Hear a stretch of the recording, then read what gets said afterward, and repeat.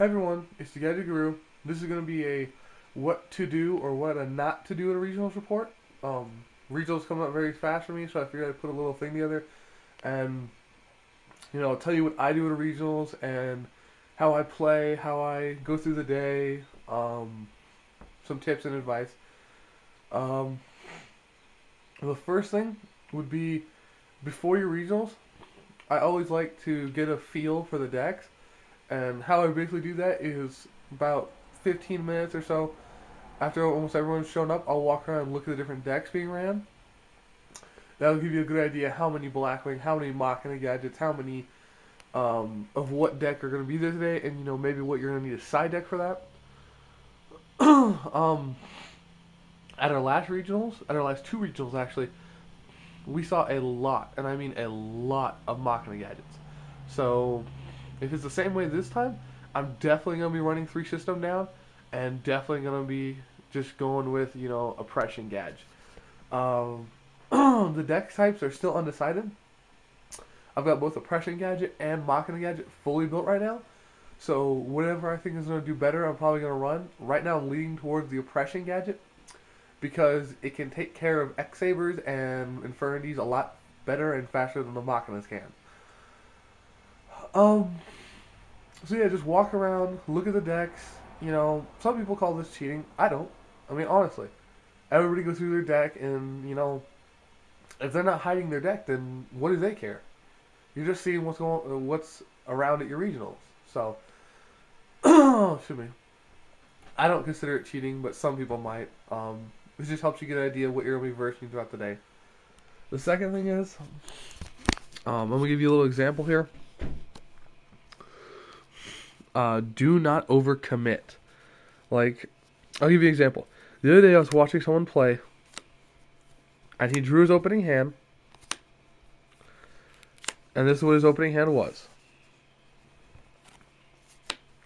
Bottomless Trap Hole, Solidarity, Gear Frame, Red Gadget, Book of Moon, Smashing. And I was thinking, dude, that's a pretty good hand. He should have a good shot at this. So, he goes, Summon, Search for Fortress, right there. I was like, okay, that's a good move. And then he proceeds to go discard red and Fortress, special summon Fortress, activate Solidarity, set Bottomless, and set Book of Moon. And then he had Smashing Ground in his hand. Now you may think, oh, that's a good field, he can go far with that. The problem is, he ended turn, his opponent activates Heavy Storm, all of these cards go bye-bye. Then his opponent simply brain controlled his Gear Frame, summoned Kaish, and removed his Machina's Fortress. So with 3 cards, he cleared 6 cards off the field that fast.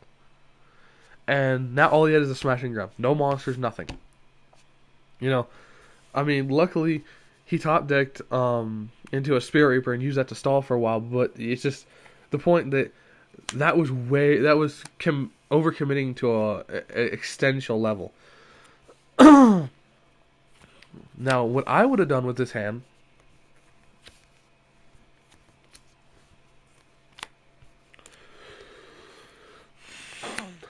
I would summon the Gear Frame, search the Fortress. I would then just set the Bottomless and pass. That means you have an 1800 beat stick, a card to kill anything above 1800, and you still have a nice hand for the next turn. And you could still have lots of options next turn. So if they do go, look, space your back row, and then attack over it with something, you can go, okay, I'll draw Fissure. You can go, that is not what he drew. He drew Spirit Reaper, but, I'm not going to dig through my deck for Spirit Reaper. You can draw for your turn, summon a gadget, search a gadget, activate Solidarity, and if it's not high enough then, you've got the Smashing Ground to get out of the way, and then you can set Book of Moon, so you have another good field set up. And then you still have your Fortress and a gadget and another card in your hand, so you still have 3 cards in hand. This just goes to show, don't overcommit. If you overcommit, you can lose just that fast. Usually, when I'm playing my oppression gadget, I don't overcommit unless I have a Starlight Road, which is why I run 3 Starlight Road, 3 Bribe, 1 Solemn, actually, is because I like overcommitting. I like putting a lot of pressure on my opponent. But I'm saying right now, don't do it unless you got the stuff to back it up. Otherwise, you'll find yourself at the, you won't find yourself anywhere near the top tables. So really, my basic thing is just play it slow. Like, honestly, you don't have to. You've got 40 minutes in which you can win the 3 rounds. You don't have to go boom, boom, boom, boom, I win. Boom, boom, boom, boom, I win. You don't have to do that. You just have to win. And taking it slow, there's nothing wrong with that. Because overcommitting, I've seen people overcommit so many times that they just end up being at the very bottom tables when they have a tier 1 deck. Good example. Someone borrowed my deck 2 regionals back, and they ran it. And he went X4, and that's because he kept overcommitting. He would set like 5 back rows with no Starlight Road, no Bribe, and no Solemn, and he would get heavied, and then he would just lose from there.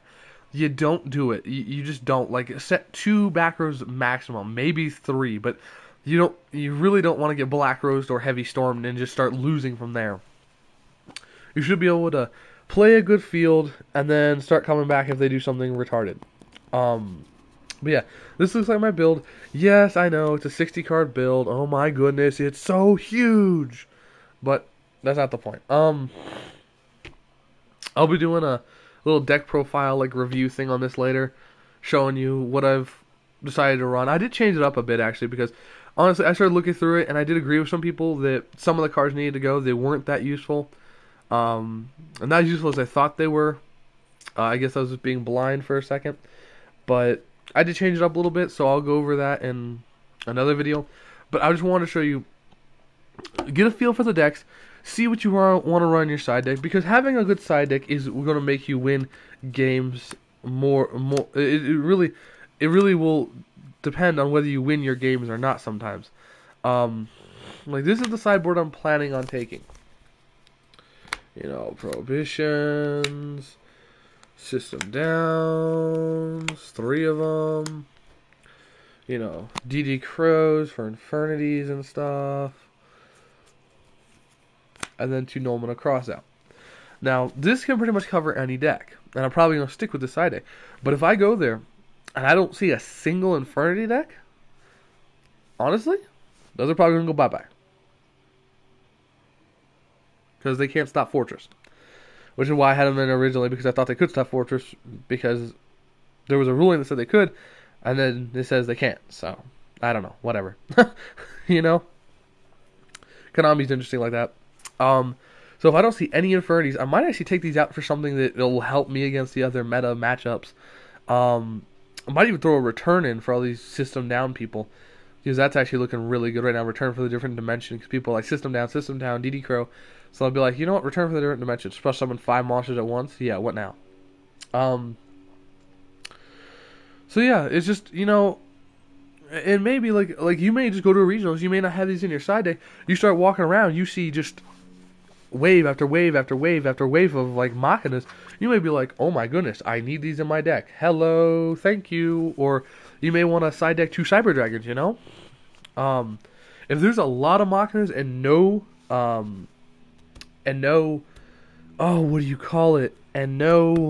Infernities, I may take these 3 out, put 1 return for the dimension here, and 2 Cyber Dragons. I may seriously do it.